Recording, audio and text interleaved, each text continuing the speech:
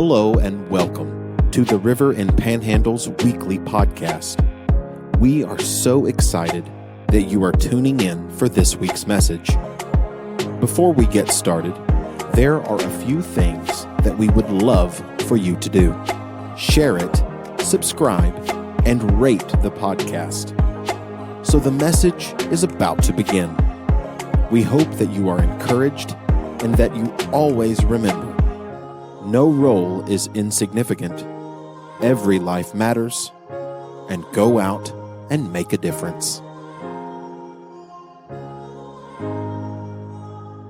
So Psalm 23 is one of our very favorites, right? It's traditionally this funeral psalm. It's a comfort psalm. When chaplains go into hospital rooms, they will often preach or pray or speak or just share this psalm over people. We pray it a lot. We believe that most of it, at least, is true. And this morning, we are going to walk through. It's only 6 verses.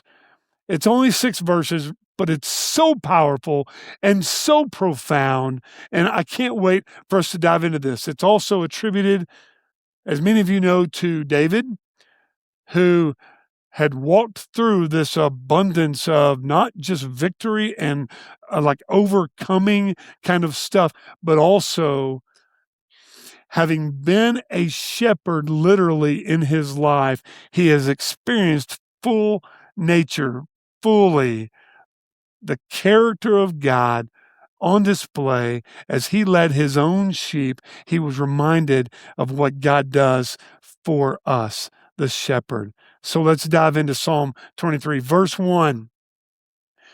The Lord is my shepherd, I shall not want. Everything begins with the Lord. Everything starts there. Provision, protection, safety, comfort, green grass, still waters. It all starts with the Lord. Everything comes from him, everything is through him, and everything is for him. We'll get into that more in just a minute.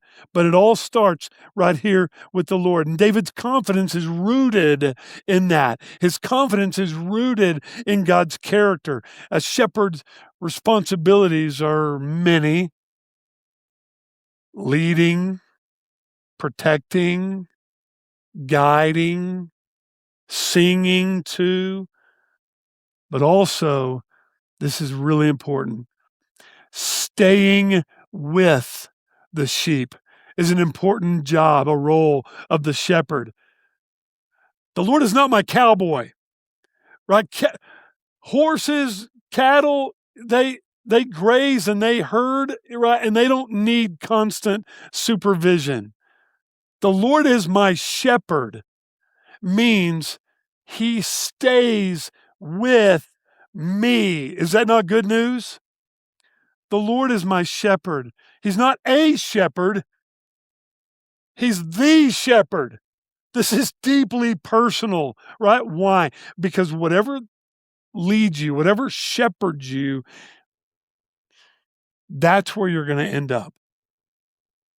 So whatever it is you're following in your life, if it's your career, if it's your success, if it's others' approval, what's this? If it's your anxiety, your depression, your circumstances that guide your life. Every conversation tends to be about that because I feel the weight of these things. Whatever shepherds you is where you're going to end up. So if I'm focused on all those kinds of things, I'm going to end up in those kinds of places. Does that make sense? Culture says your career, your success, your approval, your anxiety. But David says, the Lord is my shepherd. And what happens? I shall not want. It's easy to think that this means if I follow the Lord, I trust the Lord. Psalm 37:4. Delight yourself in the eyes of the Lord. He will give you the desires of your what? Heart. It's easy to think that if I just am good with God, then he'll give me what I need. Prosperity gospel. It's a lie.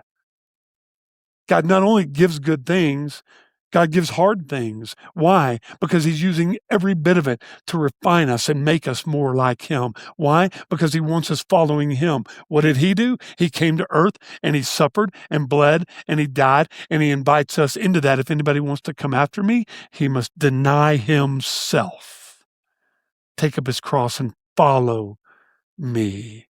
You see that? So we take the good with the hard. So the question is, do you trust that he provides everything you need? Do you trust him? Do you trust God? With all the things in your life, do you trust him? Not only do you trust him for your need, do you trust him with your heart, with your life, with your mind?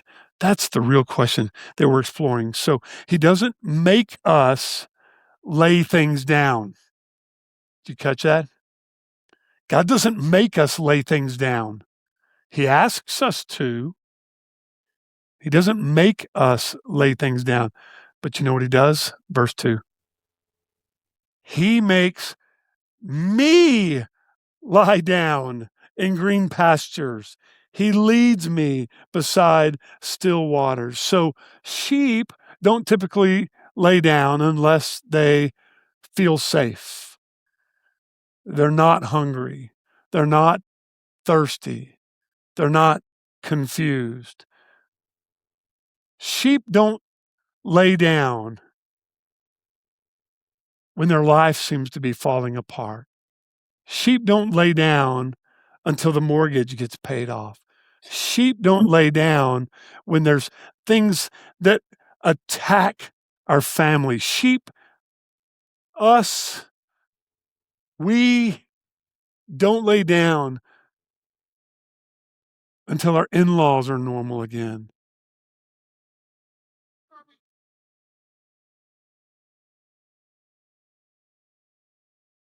Until our wife's attitude is better.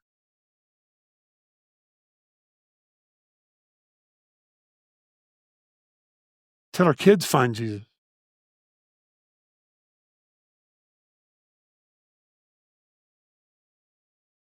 Until that sin in my life gets satisfied. You with me? Sheep don't lay down unless they feel safe. And so when he makes us lie down, it's because he is a loving God and his nature is for us to experience his peace, not our peace. You see the difference there? Green pastures speaks of nourishment. Also comfort. There's nothing better than lying in a cool green grass yard. You know what I'm saying? I mean, there's just something satisfying about that. But it really isn't about comfort. It's about nourishment. That's what the green pasture is about. And he leads me beside still waters. And that still water literally refers to restful water. Sheep are afraid of running water. They're afraid of moving water, but the shepherd leads us where we can safely drink. Watch this. It's not just to a place where everything is calm. It's to a place where he is. He leads us to still waters. Not that all our circumstances are okay, but his presence is with us. We're going to get more into that in just a minute. And so he gives us permission in the green pasture, the still water. God gives us permission to stop. Stop! All that stuff you're nervous and worried about, all the things you're trying to figure out on your own, all the plans you're trying to make for your life, the thing you want to do and experience, God says, stop. I'm going to be with you no matter what. I'm going to be your shepherd. I'm going to get you there. My little boy has learned a new phrase. And it was so fun when it was I love you. It was so fun when it was daddy or mama, right? Or even knack, knack, or please. All those are so cute and fun. But he has apparently all of a sudden heard us talk to our dogs. maybe each other. And he now says, top it. Top it. Stop it. Stop it. At first, it was really hard to understand, but now it's very clearly, top it. I don't know where that comes from, but there is something so holy about this. Stop. Just stop. And we're learning from him. We're learning from each other, but more importantly, we're learning from the goodness and the character of God that makes us sometimes just stop. Stop worrying. Stop being afraid. Stop doubting. Just stop. God has so much more for us than we want for ourselves. He wants us to stop. So, verse 3, he restores my soul. He leads me in paths of righteousness for his name's sake. Restore means to bring back or to find what was lost. He restores my soul. Sheep stray. Am I right? Sheep stray. It just happens. And shepherds patiently retrieve them when they stray. We know today how to recharge a phone. Plug it in, go to bed. And so our phone is recharging, watch this, while our brain, our heart is operating on 2%. And we forget about our souls being restored. We don't really think about that very often. We think about recharging a lot, but we don't think often about restoring our lives. Vacations don't restore. Better circumstances don't restore. Only the good shepherd can restore us. He's the only one who can. He leads us in paths of righteousness. Paths of righteousness or right paths. And it's so beautiful, profound, connected tissue here that right paths have a way of restoring our souls. When we find the right way, God's plan, there's something special about that restores our soul. Shepherds know which trails lead to the nourishment, to the stillness, to the safety.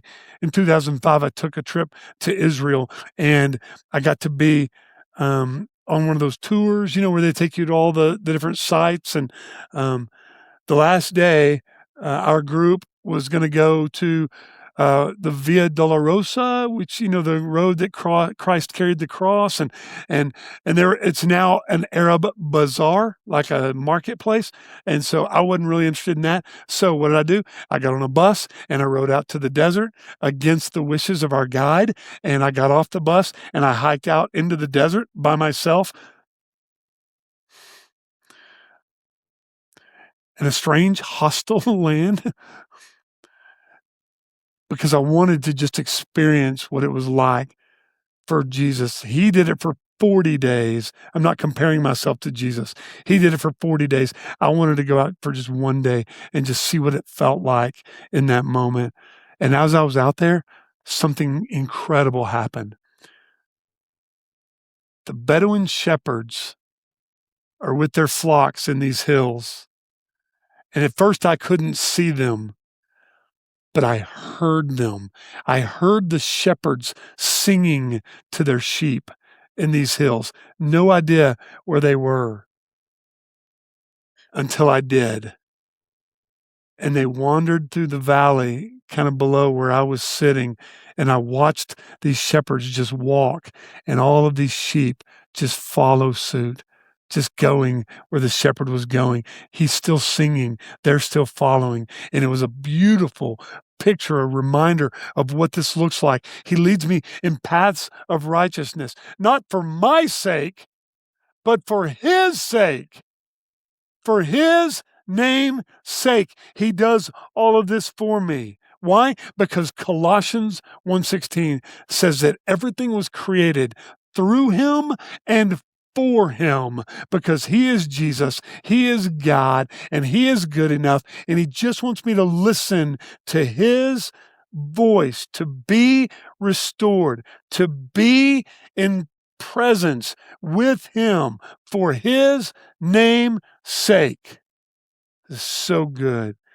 Even when we don't trust or understand his direction, we can still trust his heart. He's good to us. God's faithfulness reflects his character. And watch this.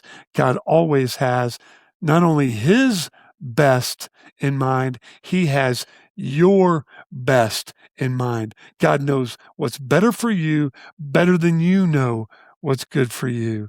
That's his character. That's his nature. He knows all things. So, verse 4, even though I walk through the valley of the shadow of death. Do you see that? Not into the valley, through the valley. Through the valley matters because valleys are inevitable. God's not guiding us into the valley. Valleys are inevitable. God sees us through the valleys. What do valleys look like? It's not just the hardest parts of life. It is. Those are valleys. But it's things like fear, doubt, and worry, jealousy, anger, bitterness. All of those things become valleys to us. And God says, when you walk through those things, I'm going to be right there with you. I'm going to see you through all of this. The promise isn't the absence of valleys. The promise is the presence of the shepherd in the valley with us. He says, I will fear no evil. I will fear no evil. Why? Because he is with you. I don't know if you picked up on this, but notice the pronoun change. So in the first 3 verses, David is talking about God. And now he's talking to God. You are with me. I think this is important because pain does one of 2 things. Pain either drives us closer to the heart of God or it pushes us away. There's not really a middle ground here. If I'm in middle ground, then I'm not going toward God. Pain moves me closer to him or it moves me away. Either way, there's not a condition to God's promise. He says, I will be with you. That's why we can fear no evil. Your rod and your staff, they comfort me. What a powerful phrase. Your rod and your staff, they comfort me. God's discipline and his protection come from the same loving hand. Watch this. The rod was meant for what? Protection. To beat off the bad thing, right? Protects the sheep. The staff was for what? Direction. They both come from the same loving hand of God. Protection and direction. So whether he's protecting us from things or he's moving us in a similar protected, right, righteous way, they both come from the loving hand of God. Both comfort because they both demonstrate the shepherd's love for us. Look at verse 5. You prepare a table before me in the presence of my enemies. A table before my enemies, for me, in the presence of my enemies. You know what that means? It means God doesn't always remove the enemies when he's providing for us. Sometimes the enemies stay. And enemies don't always have to be people. Enemies don't have to necessarily be Satan himself.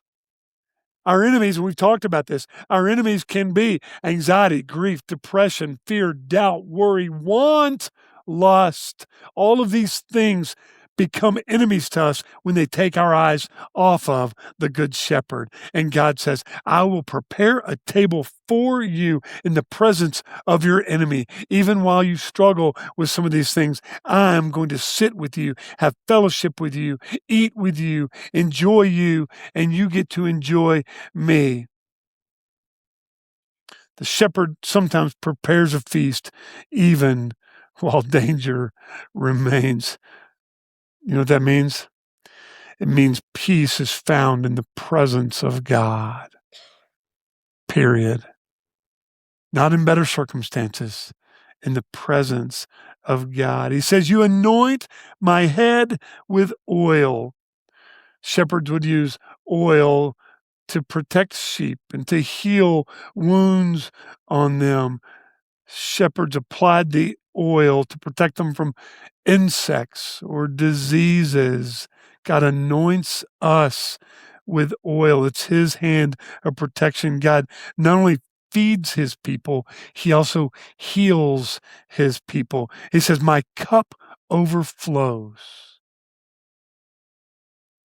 His goodness is so immeasurable, so abounding in kindness and faithfulness and mercy and grace that when he pours himself into us, our bodies, our minds, our hearts cannot contain the goodness of God. This is what it means when Jesus said in Luke 6:45, out of the overflow of the heart, the mouth speaks. Now, he used it sort of in a negative connotation to the religious leaders. He said, you whitewashed tombs. You got all this nasty in your heart. And when you talk, that's what comes out. But it also means he is so good when he pours himself in, we can't help but for it just to overflow. My cup overflows. David meant it in a very positive sense. God sees, he knows, God acts.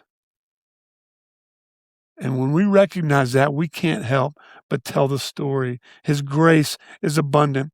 When we start to recognize what God has already poured out, gratitude flows. It just flows from us. Look at verse 6. Surely goodness and mercy will follow me all the days of my life. This is so good because the Hebrew word here for follow is more than just nose to butt, like trail horse riding, right? It is more than that. It's not follow. He's not just following in our shadow, keeping up with us. The Hebrew word here means to chase or to pursue, right? He comes after us. God's goodness actively pursues his children. This is what it means when Jesus said in John 10, I am the good shepherd. I'm not only with you, I'm not only behind you. Jesus said, he lays down his life for the sheep. Isn't that good? This is the gospel message. It's alive in this. The gospel is clearly alive in this passage. He doesn't just follow us along to make sure we're going to be okay.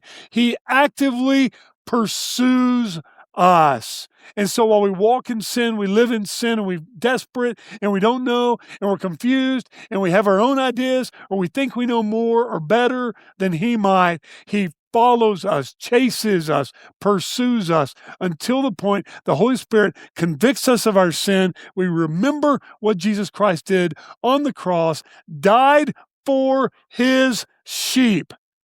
And then he steps into our lives and he redeems us and brings us closer to the Father. And the evidence of his power and even the motivation for our faith is driven not just by the cross, but by his resurrection from the dead. And that's what he wants to do for us, to raise us up. Watch this. He's already made me lie down. Now he's going to raise me up. I had to lie down to realize I needed redemption to be restored.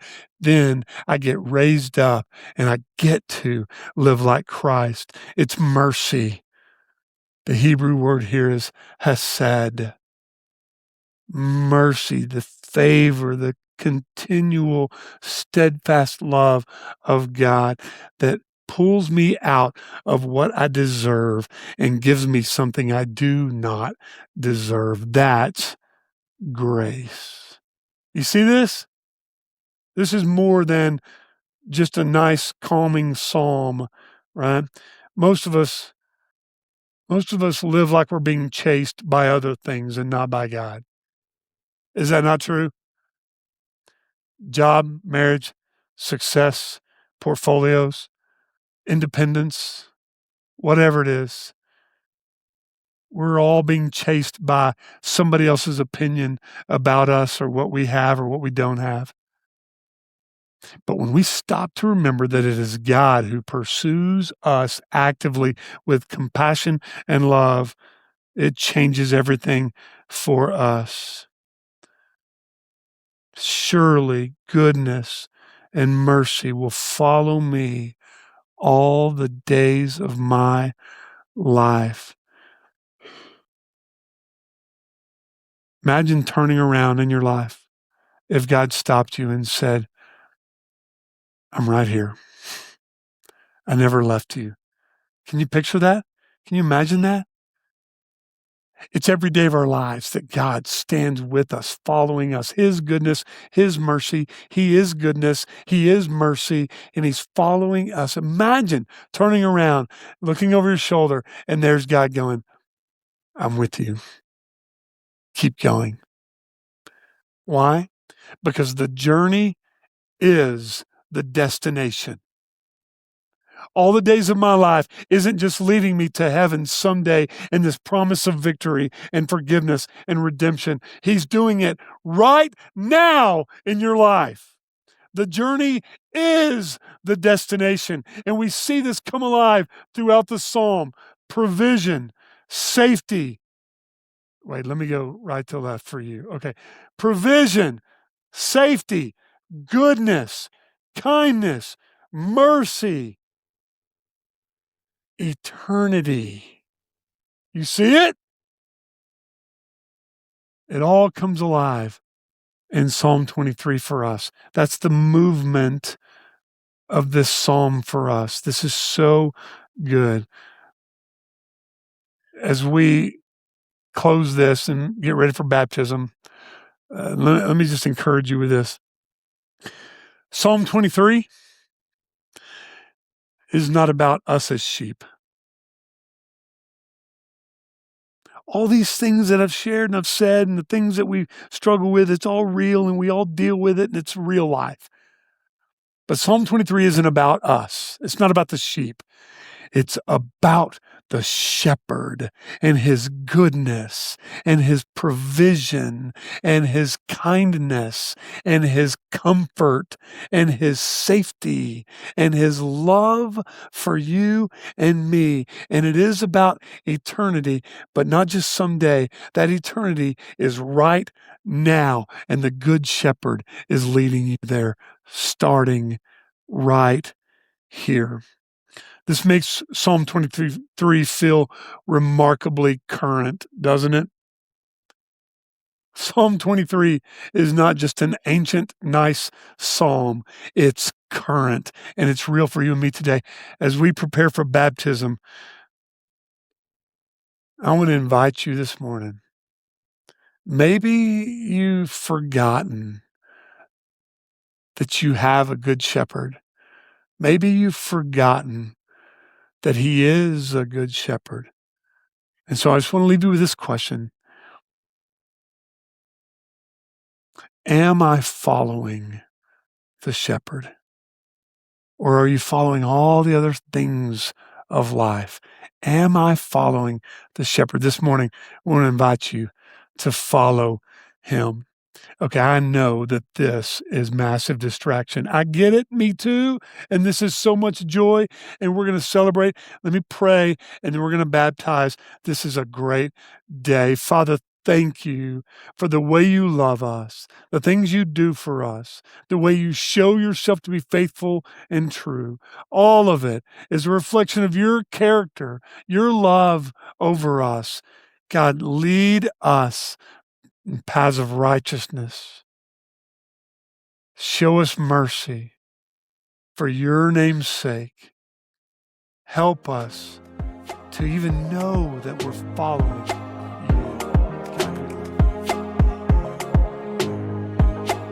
And that's this week's message. We hope that you are encouraged and inspired.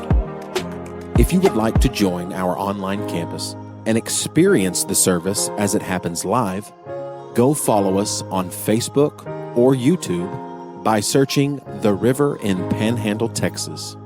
Have an amazing and blessed week.